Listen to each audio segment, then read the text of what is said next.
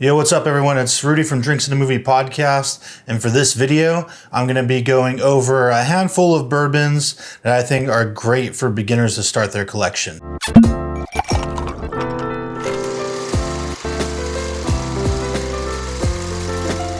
So the inspiration behind this is a few friends of mine lately, around the holiday season have been asking me a lot about, what I think are good bourbons to start their collection, what they should start with, and just those kinds of questions. And it's always kind of a tough one for me because I don't know, there's just like so many. So I kind of narrowed it down to, I don't know how many, I got a handful here. So I'm going to talk about what I think are really good bourbons to start your collection. I might mention some that I don't own currently, but I'll throw out a few kind of other names. So yeah, this is going to be mostly budget friendly. I'll give like kind of the budget options and then maybe kind of step it up from there. But yeah, as a baseline, I think this would be a great place for anybody to start.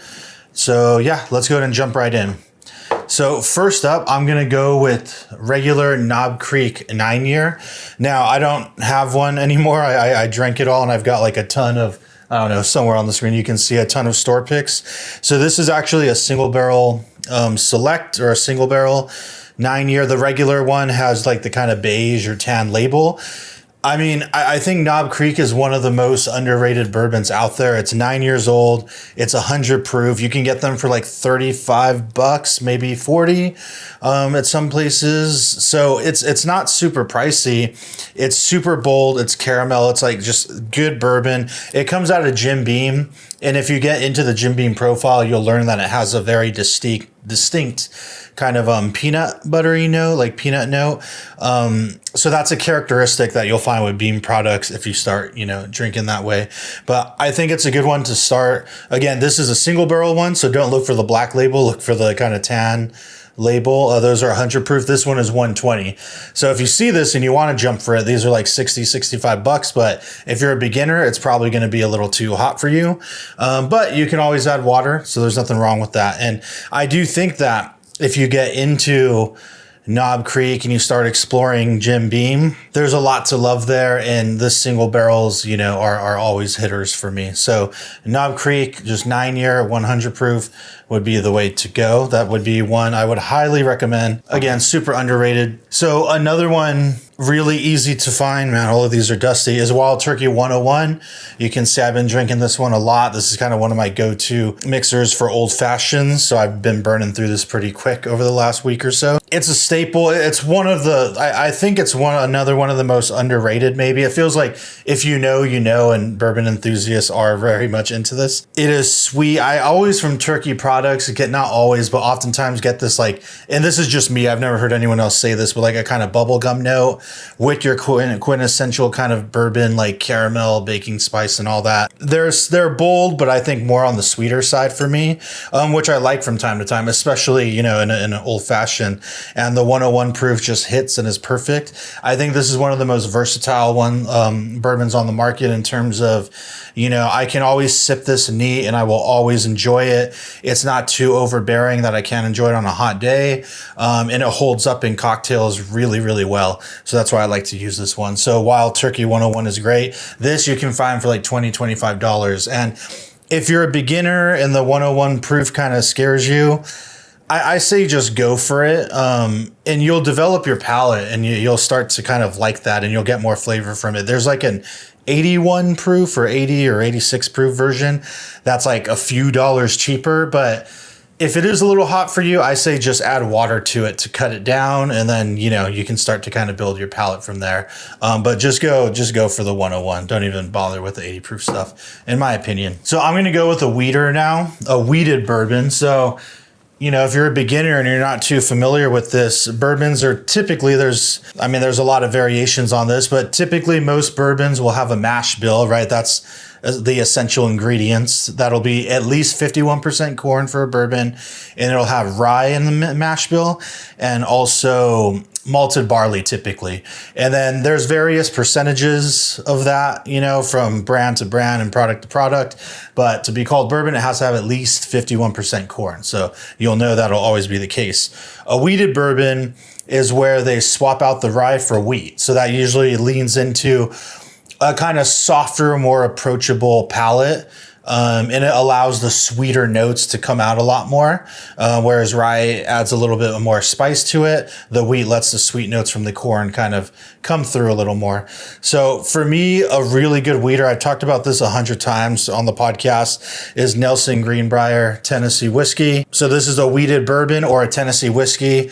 Essentially the same thing. The one thing that they do differently in Tennessee is, one, it's from Tennessee, hence Tennessee whiskey, but they do something called the Lincoln County process, where they charcoal filter the new make before they barrel it to kind of remove some impurities. So that's something you see with Jack Daniels and some other brands that are also from Tennessee that do that process. But other popular, like the most popular wheated bourbon brand is probably Maker's Mark. Despite the bottles I have in the back, I like their limited release stuff, but regular Maker's has just never ever hit for me, and this one always hits for me. It's a bit on the younger side, but it has good flavor, like nice soft caramel coming through. Sometimes you get a little bit of that youth, but it's never bothered me. It stands up in an old fashioned really well too, especially if you can get like cinnamon bitters or something. There was a bar that used cinnamon bitters with this, like not even an old fashioned. It was just this iced cinnamon bitters, and it was incredible. I think this is one I really recommend. Again, I've talked about it a lot. I've had the brand ambassador on my show before, so you can look back at the YouTube videos for Drinks and Movie Podcast, and you'll be able to find a lot more information on this brand. I think you should have a wheated bourbon in your selection, and if not Maker's Mark, you can go for this for about $35. And this one is coming in at 91 proof, so nice, easy on the palate. Yeah, I'm going to go with that same brand. So that was Nelson Greenbrier. This is Nelson Brothers Reserve. This is a higher proof one. This is not a wheated bourbon. It's actually a high rye bourbon. So still minimum 51% corn. I don't remember the exact mash bill, but it has a little more rye in it than your typical bourbon. From what I understand, I think a lot of people consider it high rye bourbon when it's more than 20%. Again, I don't remember exactly what the makeup is for this, but that's that. This one ranges, I think, about 6 to 8 years old, and it comes in a 107.8 proof. It's really good. Do not sleep on it. There's plenty of these on the shelves. They're available. Again, for me, quintessential bourbon notes. That 107-ish proof is like a really good sweet spot for me in terms of like bringing a lot of flavor and not being too hot and all that. And yeah, it's a really nice sipper. And again, with that 107 proof, stands up really well in a cocktail. This one goes for, I believe, about $65. So now let me dig into, I'm going to do kind of a 3-bottle choice. So one of the kind of essential distilleries, most famous, is Buffalo Trace. So I'm going to do a few options here. This is a little 375 milliliter store pick, so it's kind of tiny. But you have your regular Buffalo Trace bourbon coming in at 90-some proof. Good. It's an essential. Like, everybody should probably just have this. But if you can find it, they're a little more harder to find. I mean, they're getting easier now, but these go a full like 750 milliliter. I think about $25 to $30, maybe 35. If you want to spend a little bit more money and you find it, don't go over, I think, like $60 for these. A lot of people will try to charge like 100, or I'm trying to check my focus here, 100 or 80, something like that. 50 to 60 is as far as I'd go for this. That's Colonel E.H. Taylor. It's Buffalo Trace, same distillery. I don't remember the details on what makes it different. So if someone's an expert and wants to leave a comment on the difference, go ahead and do that. But this is a 100 proof bottle and bond version, meaning it's at least 4 years old. It's bottled at 100 proof and was made in, I forget all the details, one distilling season in a bonded warehouse. I forget my history. Sorry, everybody. You can look that up though if you want to learn more. But this is a souped up Buffalo Trace. Like, if you like this, and then this takes it up just a couple more notches in depth of flavor. And then I bring this one up because Eagle Rare is essentially the 10-year-old version of, their regular Buffalo Trace mash bill number 1. So 10 years old. These used to be about $35. Now I see them anywhere from 45 to like 100, which is insane. Definitely don't spend that much. I wouldn't spend more than like 45 on this, just out of principle. This one is 90 proof, I believe, so closer to this. And one of the first bourbons that I really fell in love with. Makes a great old fashioned. Again, you're going to get more of the oak characteristic and a little more of a cherry note that comes with that older age statement. So these are good ones if you can get them. I think they're kind of essentials at some point. And if you like Buffalo Trace, then, I mean, you're definitely going to dig Taylor. In my opinion, it's like, again, the souped up version. And then if you want to try it with one that's a little more older, which is a good kind of, I think a good way to learn too is, what does this product taste like? I think these are around 6-ish years old or so, versus like the 10-year-old version. And then if you're learning and you're a beginner, trying those side by side is really going to help you kind of pick up the nuances and the difference in the flavor profile once you get a little more age on it. So let's go Jack Daniels. I'm not talking old number 7.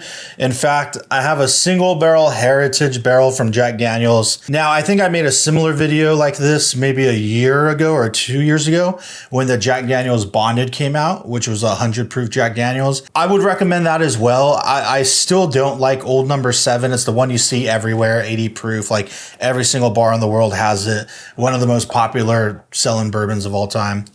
They have a single barrel offering, which is significantly better. I think they're bonded significantly better, but if you're willing to spend a little bit more money, those ones go for, I think, 35-ish. If you're willing to jump up to that like 60, 70, I think, dollar range, then this came out earlier this year. It's their Heritage Barrel, which is like the toasted barrel version of their Jack Daniel's single barrel. I believe this is 100 proof. Yeah, so you get 100 proof. I think they're in that 6 to 8 year age range as well. For me, this tastes like a snickerdoodle cookie. Now they're single barrels, which means that they will vary, because rather than it being a blended product like these other ones I brought up, like Wild Turkey 101, for instance, they blend a ton of different barrels together to fit what they deem as like, this is our Wild Turkey 101 flavor,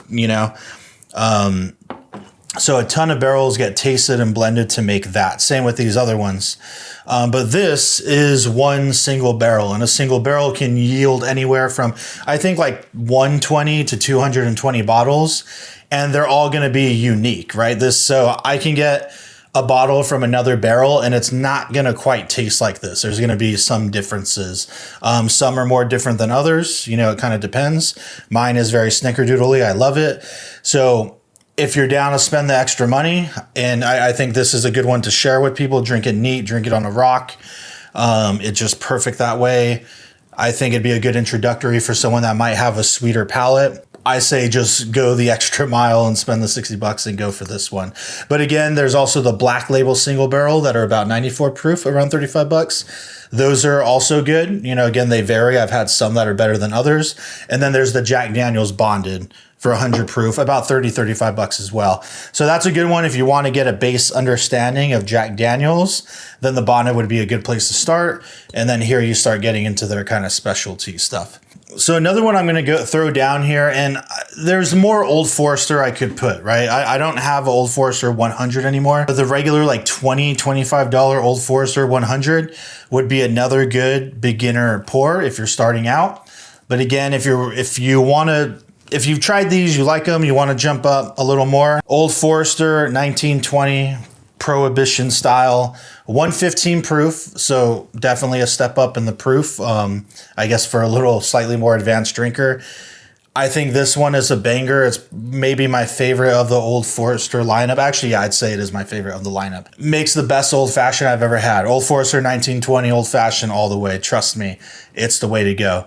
Around $60. Some banana notes like you might get from the Jack Daniel's, like deep dark brown sugar, cherry, a good amount of heat, but without being overbearing and too bold. It's a banger for sure. And if not this, then definitely just get the regular 100 proof one. And if you like that, chances are you're really going to love this one. That's a great one right there.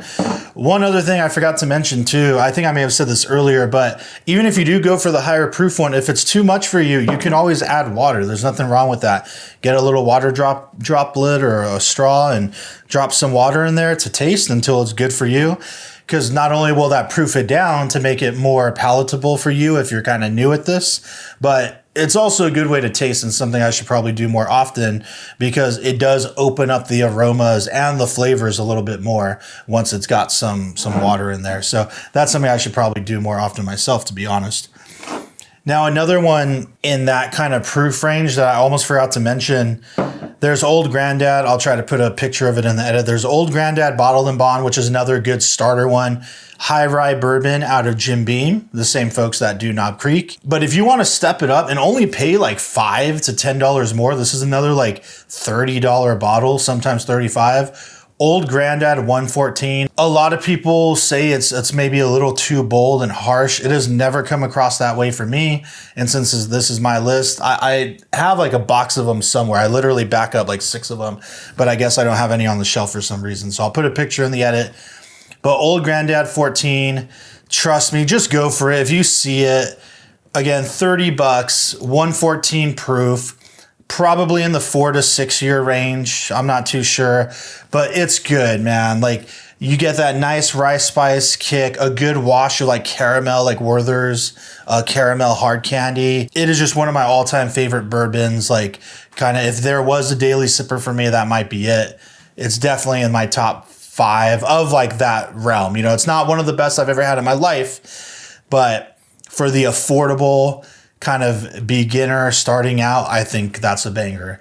If the proof seems too high for you, then go with the Bottled and Bond. But I think it's worth it to spend the extra, literally $5, and just get the 114. And again, if it's a little too harsh for you, throw it in an old fashioned, put a rock in there, you know, or add some water, proof it down, and I don't think you'll be disappointed. I think it's worth trying. And if you find out you don't like it, maybe you don't like that profile, which is fine. You know, Beam has a very specific kind of flavor profile that not everybody is into. Then, you know, I mean, it's $30. So that's not like you spent $50, $60 and like poured it down the drain. So yeah, Old Grandad 114. Another one in the higher proof realm is Wild Turkey Rare Breed, one of the best bourbons in the game, 116.8. I think recently they changed the label slightly, so it might not look exactly like this, but it'll be pretty close. If you find that you like that Wild Turkey 101 and you're kind of understanding like, oh, that's a flavor profile I like, then go for the Rare Breed. Trust. Higher proof Wild Turkey. This one, I think the age, it's a blend of ages from, I believe, 8 to 12 or 13 years old. Heavy hitter right here. I haven't had it in a while. I should probably pour some of this right now. So you're a beginner. You've got a variety of different distilleries here. You know, they're all pretty easy to find, achievable. Pretty much everybody's got these. Another one you can get, because now if you're a beginner, you want to step it up a little bit. You know, you want at least one bottle that's a little higher up, but still not going to break the bank. Knob Creek 12, one of the best in the game. 12-year-old bourbon, only like $69.99. Sometimes I see it for $54.99. Sometimes $74.99, you know, so it's in that range. I think it's worth it. Under $70, worth it for sure. 100 proof, coming out of Jim Beam, Knob Creek, 12 years old. That's what I was drinking before the Rare Breed. Again, you're going to get a deeper depth of flavor. You're going to get more of that oak characteristic from the age and its place in the barrel. And I just think it's a really good hitter. And I'm glad that they're still available and on the shelf for not obscene amounts of money. It's the blue label one, if it's kind of hard to tell on here. But yeah, and especially if you like Knob Creek, if you figured out like, all right, this is something I like, then go for the 12. And it's nice to have, you know, even if you're a beginner, you're going to want to have maybe one bourbon that's like in that higher age range. And then it's nice because you can start to kind of learn. And like I said, with the Eagle Rare, pick up some of those nuances and understand when you have it side by side with the 9-year, like what the age and the extra time in the barrel is doing. So there's a lot more I can say and throw out. I'm going to keep it with this 9, 10, I guess 11 bottles here. I mean, I know I don't have any Four Roses in the mix. That's a whole other thing. There's 1792. There's, oh man, there's all kinds of stuff, man. But I'll just start with this for now as kind of a baseline for me and what I've been into lately. I also forgot Old Grandad, so I guess there's 12 out here. What I've been into lately, Maybe I'll do another video soon if you guys are into it, where I'll dig deeper into, like, if you like Wild Turkey, here's the other stuff to look out for. You know, if you like Beam, here's the other stuff to look out for. Honorable mention, actually, for about 30, 35 bucks is Jim Beam Single Barrel, 107 proof. Again, single barrel, so they're going to vary from bottle to bottle as far as flavor goes, but the one I had was extremely good. You know, I like that Jim Beam flavor profile, and if you have the Knob Creek and you have the Jim Beam single barrel, you're going to know what I mean. I think you're going to taste that like, oh, okay, I see where they're similar. Same if you get the Old Granddad and the Knob Creek 12. They have a unique kind of flavor that you'll probably be able to pick up on pretty quick if you're new, especially when you have it next to something like Buffalo Trace or Wild Turkey. You're going to taste the difference. So that would be a good tool to learn to develop your palate, I think. But yeah, Jim Beam Single Barrel, honorable mention. But yeah, that'll be it for this one, everybody. And if you want to see more videos or more content, or other, you know, if you want to see me do something like maybe give me a budget and I'll put together what I think would be a good starter pack on a certain budget, you know, let me know. If you want me to talk about more of these different distilleries, let me know. I think it'd be fun to make more of these videos just for fun. I'm no expert, I'm just an enthusiast. So again, if I missed something or you want to add what you think good starter bourbons would be, then leave a comment, let me know your thoughts. If you want to expand on any of the kind of historical elements or brand elements that I didn't talk about very much, then, you know, leave a comment with that as well. I'm sure people would appreciate it. But anyway, that's a wrap on this one, guys. Cheers.